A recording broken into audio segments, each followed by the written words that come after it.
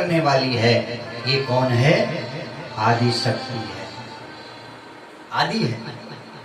भगवान बाल मुकुंद ने दर्शन किए। माँ ने देवी भागवत की प्रथम जो कथा है, प्रथम जो ज्ञान है, तो देवी भागवत भगवान बाल कृष्ण को दिया, बाल मुकुंद को दिया। यानी सबसे प्रथम ये कथा माँ ने विरचित की और उसके बाद भगवान विष्णु को दिया, बाल मुकुंद को दिया।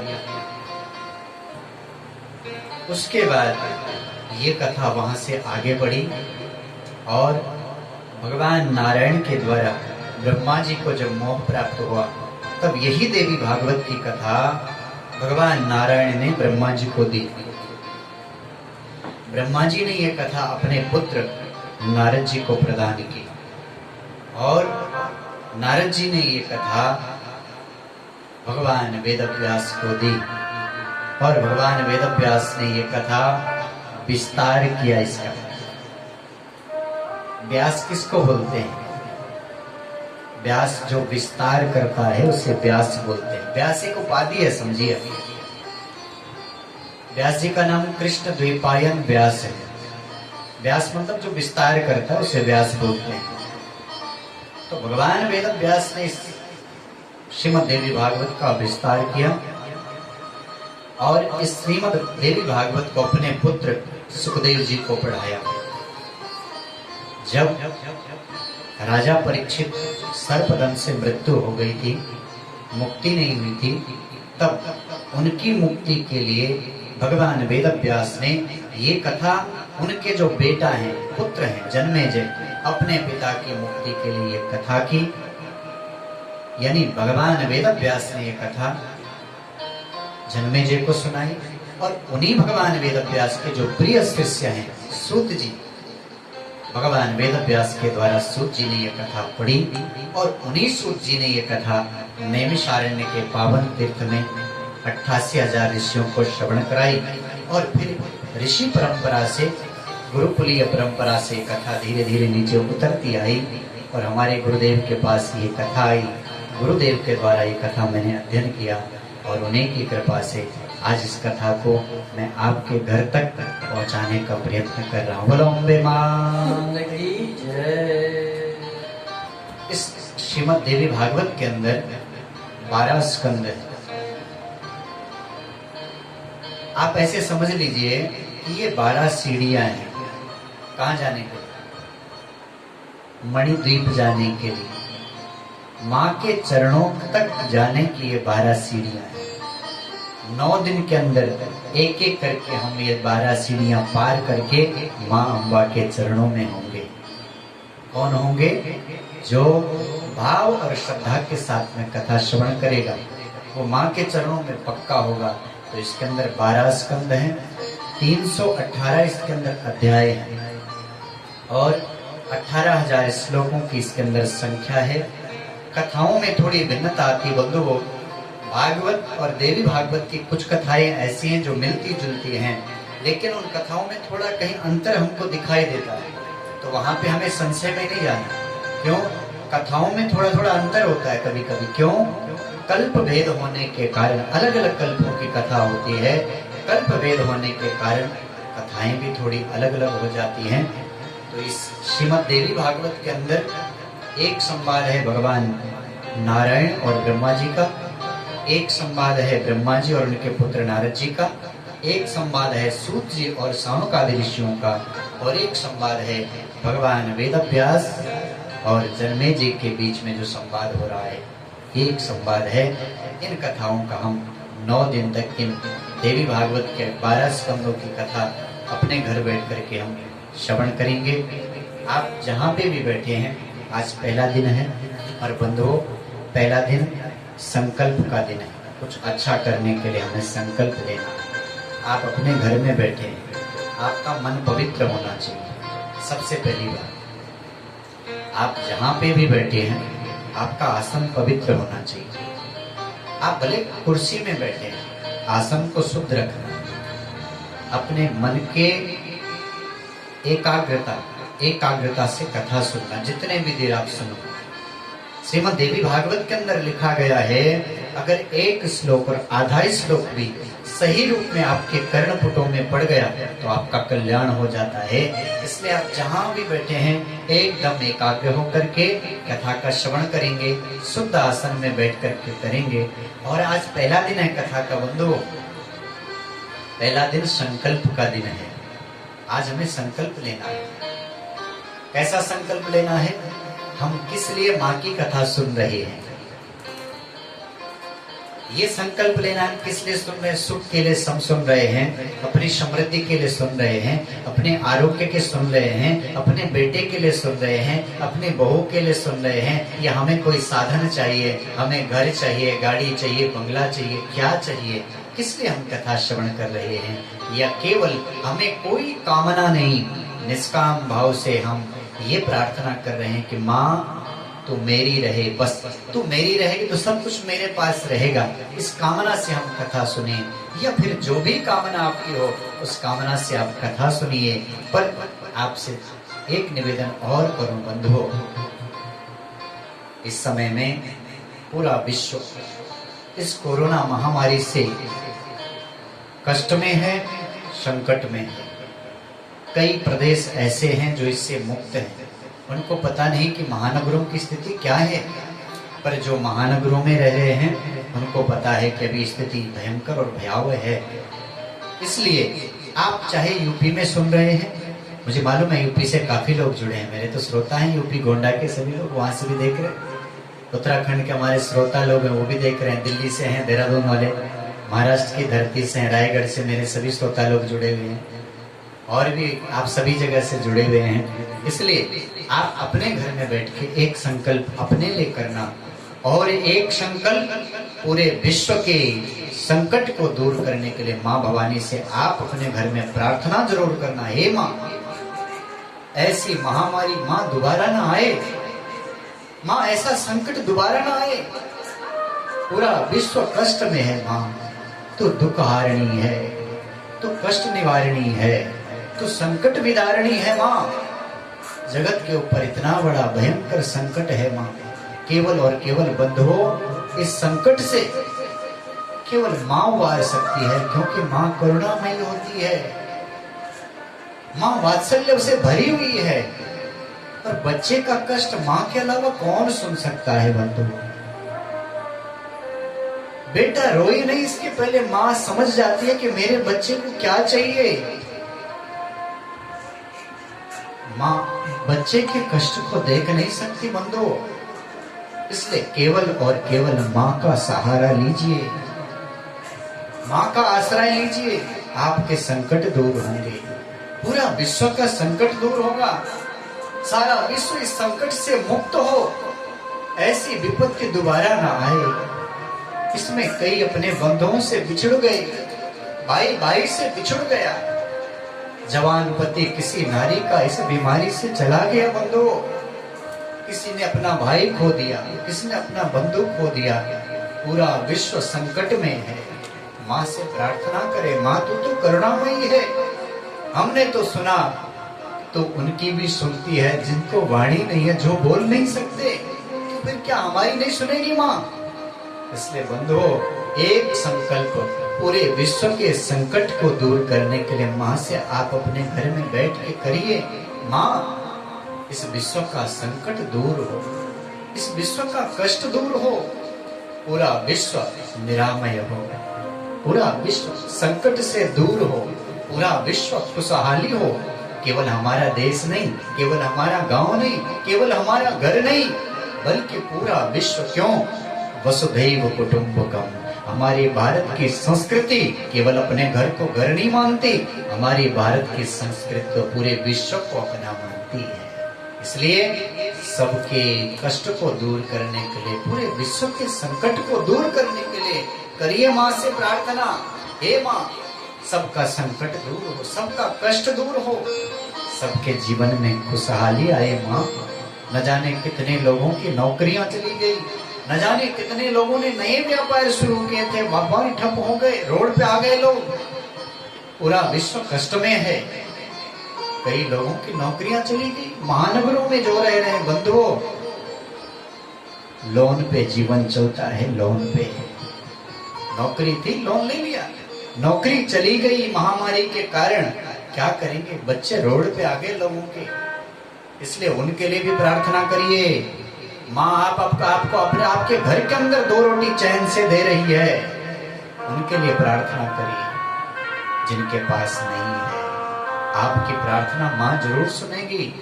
सब लोग अपने घरों में बैठ के उस करुणामयी से प्रार्थना करो, माँ विश्व का संकट दूर। आज संकल्प का दिन है, इसलिए सब लोग लो संकल्प बैठ के अपने घर में, लो संकल्प, पूरा विश्व निरामय हो, पूरा विश्व संकट से दूर हो, पूरा विश्व खुशहाली रहे, ऐसी प्रार्थना। एक संकल्प का दिन है, इसलिए एक संकल्प भी लेंगे। बंधुओं, माँ भवानी बहुत करुणामयी है, फूल से भी कोमल है हमारी माँ। एक बार पुकार के तो देखो, एक क्षण नहीं लगाती संकट को दूर करने। इतनी करुणामयी, इतनी कृपामयी है माँ भवानी अम्बा, इतनी करुणामयी है, इतनी कृपामयी है, संकट को दूर करती है माँ भवानी। आइए आज हम सब देवी भागवत के महात्म्य की कथा सुनेंगे। पहले दिन महात्म्य ही सुना जाता है, क्यों? कि जाने बिन होई नहीं प्रीति, बिनु प्रतीति होई नहीं प्रीति, जाने बिनु होई नहीं प्रतीति, बिनु प्रतीति होई नहीं प्रीति। महात्म्य को सुनेंगे तो हमारी कथा में रुचि बढ़ेगी, हमारे हृदय में कथा के लिए प्रेम बढ़ेगा, और कथा के लिए प्रेम बढ़ेगा तो 9 दिन कब निकल जाएंगे पता ही नहीं चलेगा। जब हम कथा सुनने आते हैं तो सोचते हैं पहले दिन, आज से 9 दिन है, 9 दिन कब, इतने सारे दिन कैसे कटेंगे। लेकिन जब हम कथा सुनने बैठते हैं तो पता ही नहीं चलता कि 9 दिन कब निकल गए। सब कहते हैं महाराज जी अभी तो कल ही कथा शुरू हुई, इतनी जल्दी आपने पूरी कर दी। क्यों? क्योंकि हमारा अच्छा संकल्प रहता है, अच्छे संकल्प के साथ में हम बैठते हैं और भाव और श्रद्धा के साथ बैठते हैं, कब दिन निकल जाते हैं पता नहीं चलता। तो आज पहला दिन देवी के महात्म्य का हम श्रवण करेंगे। सृष्टो या सर्गरूपा जगदवन विधो पालनीया चरोद्री, संहारे चापि यस्या जगदिदमखिलं क्रीडनं व्यापराख्य, पश्यन्ति मध्यमाथो तदनु भगवती वैखरी वर्णरूपा, सास्माद्वाचं प्रसन्ना विधिहरिगिरिशा राधितालंकरोतु।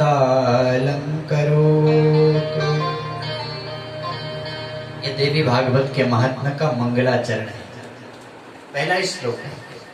और जब भी हम कोई शुभ काम करते हैं तो पहले मंगलाचरण करते हैं। बोलते हैं ना कि श्री गणेश कर दो, पहले मंगलाचरण करते हैं। और मंगलाचरण यानी मंगल आचरण करना ही मंगलाचरण है, या जिसका जीवन मंगलमय होता है उसे याद करने से जीवन में मंगल होते हैं। आप कोई काम करने जाते हैं और कोई दुष्ट व्यक्ति सामने पे दिखाई देता, आप बोलते हो इसने तो पूरा बेकार कर दिया, मेरा काम बनेगा कि नहीं बनेगा। पर वहीं पे कोई मंगल व्यक्ति जिसका चरित्र अच्छा है, जिसका व्यवहार अच्छा है और जिसका सब कुछ अच्छा है वो मिल जाए आपको, तो आपको लगता है कि अब तो मेरा काम बन जाएगा, इतना अच्छा आदमी मिल गया मुझे, मेरा काम बन जाएगा। इसलिए जिसका जीवन मंगलमय होता है उसे याद करने से जीवन में मंगल होते हैं। तो मंगलमय भगवान गणराया है, माँ आदिशक्ति पराम्बा है। और इस प्रथम श्लोक में आदिशक्ति को वंदन किया है। सृष्टो या सर्गरूपा जगदवन विधो पालनी आचरोत्री, सृष्टो या सर्गरूपा, जो माँ पराम्बा इस सृष्टि को उत्पन्न करती है।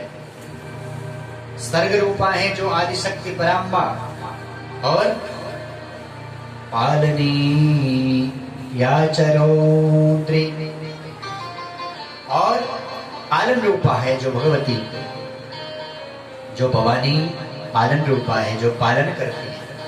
पहले सृष्टि को उत्पन्न करती है कौन? आदिशक्ति पराम्बा, और फिर उसका पालन करती है, इसलिए पालने रूपा है। भाई हम घर में भले बोले अपनी बीवी से हम पाल ले तुम्हें, हम अपनी पत्नी से भले बोले कि हम पाल रहे हैं, बच्चे को हम बोले कि हम पाल रहे हैं तुझे, हाँ एहसान कर रहे हैं तुम्हारे, लेकिन वो पालनी है, वो दे रही है इसलिए पाल पा रहे हो साहब। अगर वो देना बंद कर दे तो सब कोई किसी को पाल नहीं पाएगा। क्यों?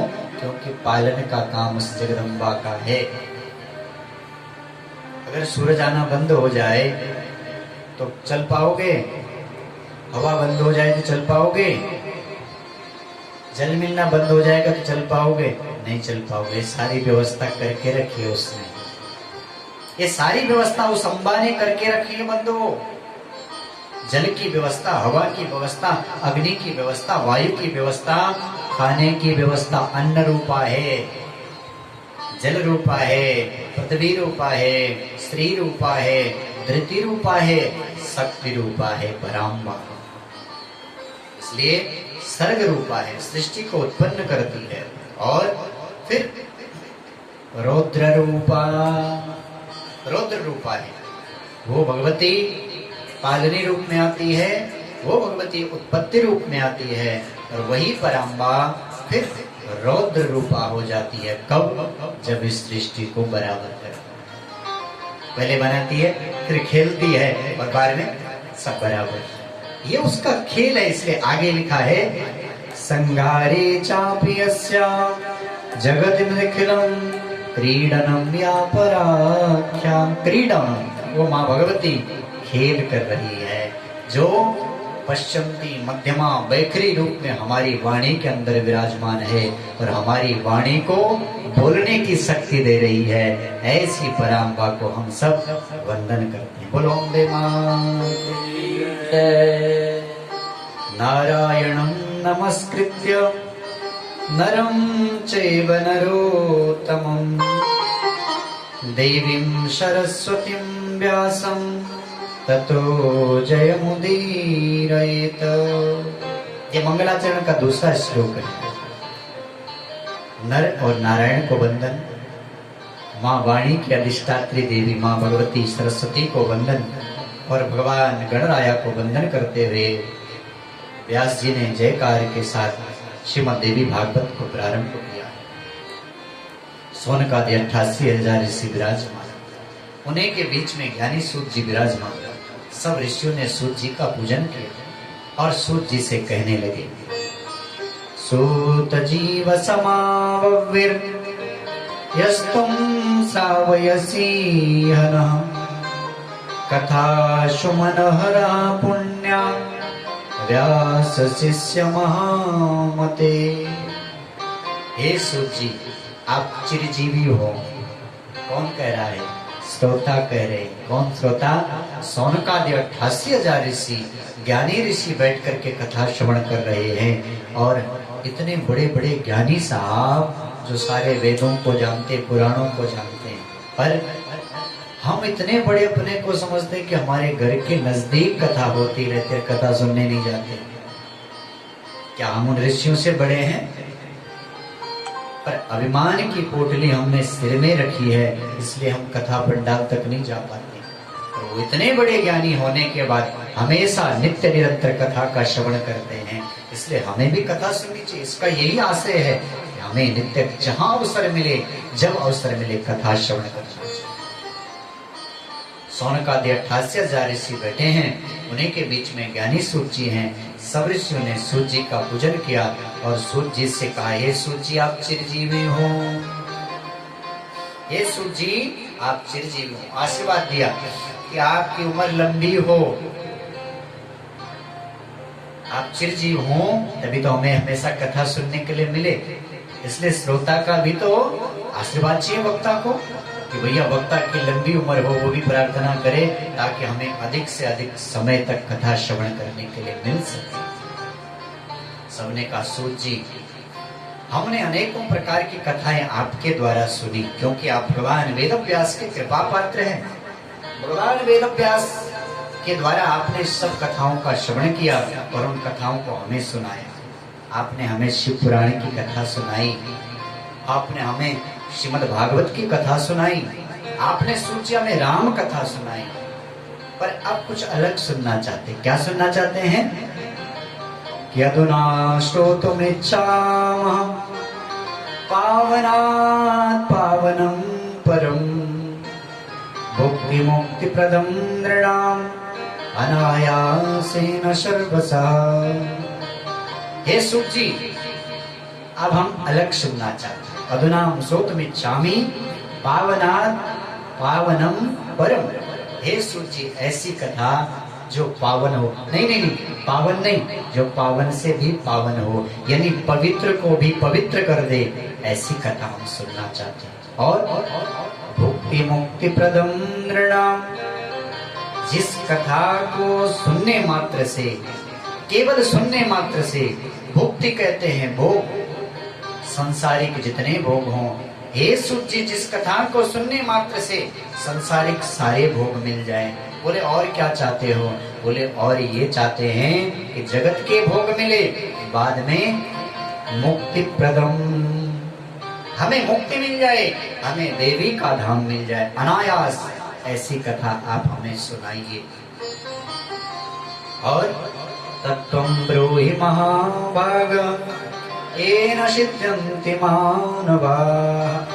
आप ऐसी कथा सुनाइए जिससे अनायास हमें माँ भवानी की परम कृपा प्राप्त हो जाए, जिसको सुनने मात्र से इस कलिकाल में मनुष्य सिद्धि को प्राप्त कर ले।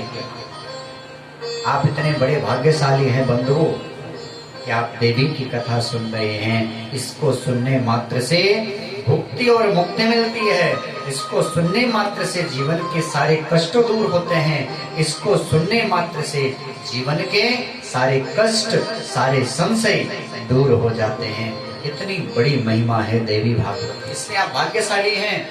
भले आप यहाँ पे बैठ के नहीं सुन पा रहे हैं, पर अपने घर में बैठ के भी आप कथा श्रवण कर रहे हैं, एकाग्र मन से सुन रहे हैं। तो जो यहाँ कथा पंडाल में आकर के कथा सुनने का फल है, वही फल आपको अपने घर के अंदर मिल रहा है। बोलो अम्बे मां की जय।